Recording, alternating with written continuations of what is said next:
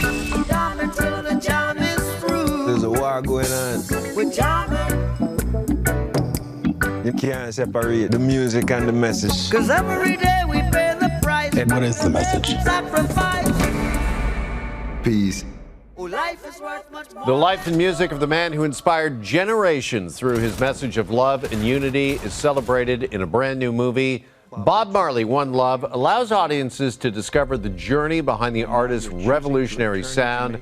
And joining me now is Bob's son, Ziggy Marley, who serves as a producer on the film, and actor Kingsley Ben-Adir, who plays the musical icon himself. Thank you both for joining us. Kingsley, let's start with you, because I think one of the hardest jobs as an actor is portraying somebody who is already so well known to the world. Just how much pressure was there playing Bob Marley? A fair amount. I'd say probably as much pressure as there could be with anyone, you know. Like he's probably, Bob's probably one of the most loved people, you know, and someone said he's the top 5 most recognizable faces on the planet, and the impact of his music and how people love Bob, you know, everywhere. Do you really think it's something I knew. Yes. But definitely the last couple of weeks I've been feeling in a really big way how much he means to so many people, and how everyone has an idea of who he is and has at least some knowledge of his music. So yeah, there was pressure, but pressure's good. Pressure's a privilege. Now, Ziggy, can you talk to us about the performance of Kingsley a little bit, and why he was the right choice to play your dad? Kingsley was the right choice because he kept us engaged. I mean, when we watched the tapes of the auditions, he was the one that stood out. Obviously, you have to pick somebody that stand out to you, that you feel connected to emotionally. And he did that job. He kept us engaged in what he was doing more than any other of the tapes that we saw. And so for that, we picked him, for that ability to keep your attention. Now, of course, we've got the music. There's also plenty of archival footage. Kingsley, wondering just how much did you lean on all of that, and how did you prepare for this role? Yeah, a lot of the footage and a lot of audio files that came from the family. But I would say the main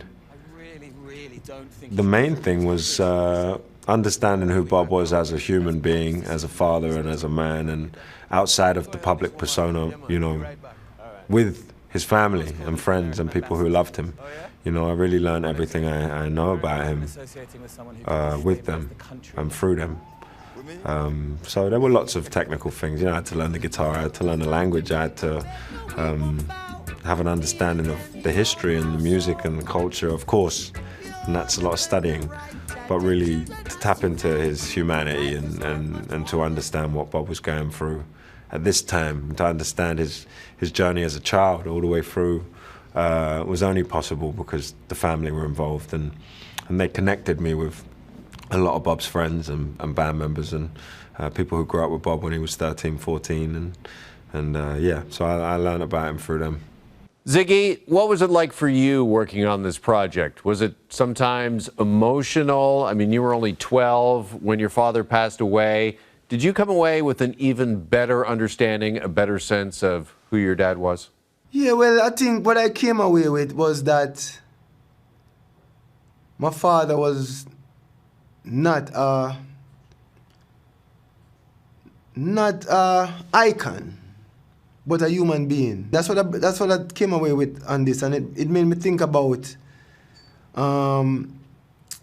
what he must have went through in this period of time that was full of so much turmoil and change in his life. The emotional toll that it must have taken on him that, you know, the world didn't see. You know, that he didn't show anybody, because on the exterior he's tough. But on the interior, and in some of his songs you can hear some of this interior humanity that is not in the most popular songs that he sings. But sometimes he expresses it. And it made me think about that side of Bob. Not the legend side, but like the human side, you know? Now, Kingsley, incredibly, you did not sing, dance, or even play guitar before getting this role, before getting this film. And is it true that you were learning all of that while you were busy playing basketball Ken in the recent Barbie movie?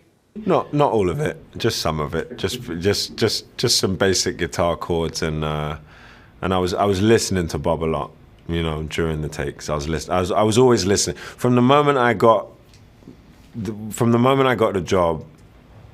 I always had Bob in my ear, you know. Yeah, and I would always have him in for, you know, at least like a huge part of the day I'd be listening. So did that on Barbie as well.